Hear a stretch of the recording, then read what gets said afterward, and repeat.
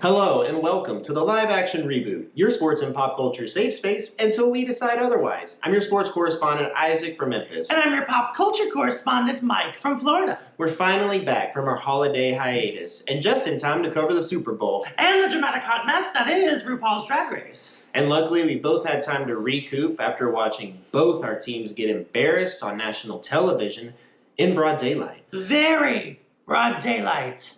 Great stadium design, Jerry. Well, hey, at least I got a spotlight for the first time since when? 96? And the Tennessee Titans have had that same spotlight since, like, when? Never. We'll be right back. Hey, y'all. I know life's been moving about 100 miles an hour during this time, and it's only been 7 days since RuPaul last uncovered her contestants' deep trauma and pitted them against one another in the ultimate showdown of passive aggressiveness. But start your engines, because it's time for a new recap of RuPaul Drag Race. Take it away, Isaac. So we're 5 weeks in and 4 queens down, and we still don't have a season 2 of Dancing Queen on Netflix. RuPaul broke new ground this season and tried to surprise us by outing Metamorphosis as the first straight cis male contestant on the show. Surprise, please. On her first runway challenge, she wore flats. Juju jumped like... There's a straight guy on RuPaul's Drag Race? I'm sorry. You've seen every episode and you didn't notice she was wearing flats on the runway? Mike, as someone who's watched this show since I've known you, maybe take some time to explore how you feel or look at it through the eyes of a straight person. Wow, that's a lot to unpack. RuPaul's Drag Race has always been a beacon of diversity and inclusion. So that's why I, Mike Elliott, am super, super glad that they made this decision. That was great, Mike. Thank you. And I'm afraid to ask, but what did you think, Isaac? Well, Mike, I hope you can appreciate what the show means to me, a straight man, because it's cool to finally see myself represented in a queer space. Welcome back, y'all. If you've been watching football the last couple weeks, you now know that the quarterback position is, in fact, important. Game-winning drives and interceptions consistently altered playoff games, and me and Mike finally got over our team's losses enough to tell jokes about their misfortune. Whenever you're ready, Mike.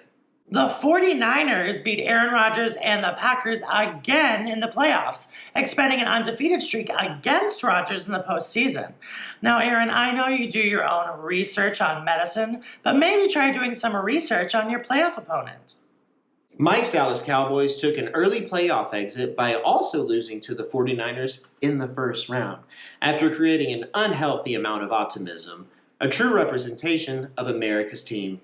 Back to you, Mike. Thanks, Mike. And unfortunately, my Tennessee Titans lost to the Cincinnati Bengals, which is obviously the only city that can have a man feeling like this after he's beaten Derek Carr and Ryan Tannehill. And with that being said, Mike, what is your problem? I took all this time to write these thoughtful jokes in the spirit of football, and I haven't even gotten to Kellen Moore's play calling, Amari Cooper's commitment, the offensive line, Mike McCarthy's time. My problem is that she wore flats on the runway!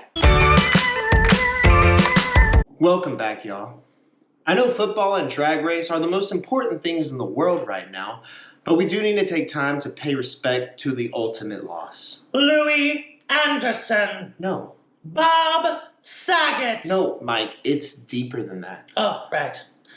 Betty White. No.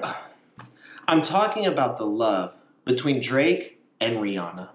And this calls for a pity party!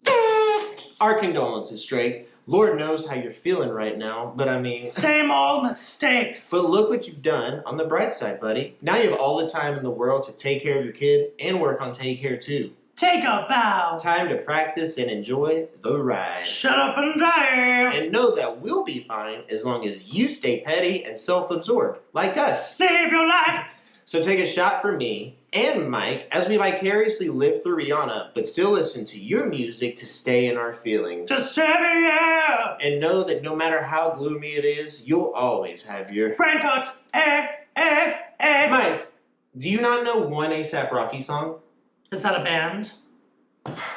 Well, that's going to do it for us at the live action reboot. Drake, can't wait for Take Care 2. Can't wait to finally listen to Take Care 1. What?